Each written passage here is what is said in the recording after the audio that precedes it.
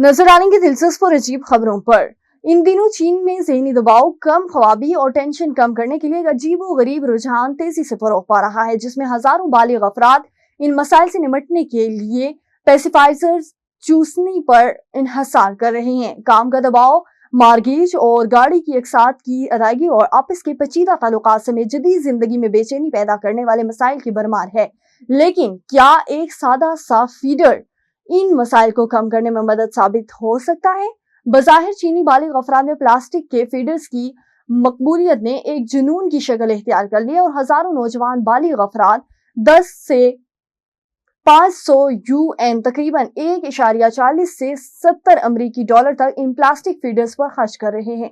चीनी खातून ने अपना घर खरीदने के लिए रकम का इंतजाम ऐसे किया कि जिसे देखकर सोशल मीडिया सार्फिन दंग रह गए। गैर मुल्की मीडिया रिपोर्ट के मुताबिक चीन के शहर शेंजियन में शावली नामी खातून ने मुबैना तौर पर अपने 20 बॉयफ्रेंड से बतौर तोहफे लिए गए 20 आईफोन फरोख्त करके रकम का इंतजाम किया। चीनी खातून ने तमाम फोन्स एक रिसाइकलिंग कंपनी को तकरीबन 1,20,000 UN में फरोख्त किए, जो अमरीकी डॉलर में 17,000 से ज्यादा के बराबर हैं।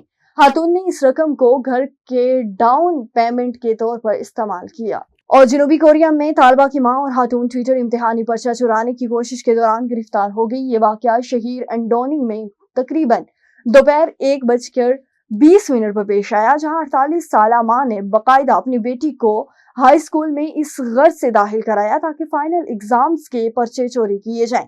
ताहम इस दौरान स्कूल की सिक्योरिटी अलर्ट हो गई और दोनों की चोरी का मंसूबा नाकाम हो गया। मां के साथ स्कूल में दाखिल होने वाली 31 ट्यूटर 2024 में इस स्कूल से रुखसत हो चुकी थी, मगर इसकी फिनिक्स प्रिंट डेटा अभी भी एक्सेस के लिए फाल थे। साथ ही स्कूल का मेंटेनेशन अमला भी गिरफ्त में आया, जिस पर चोरी में मदद करने का इल्जाम है।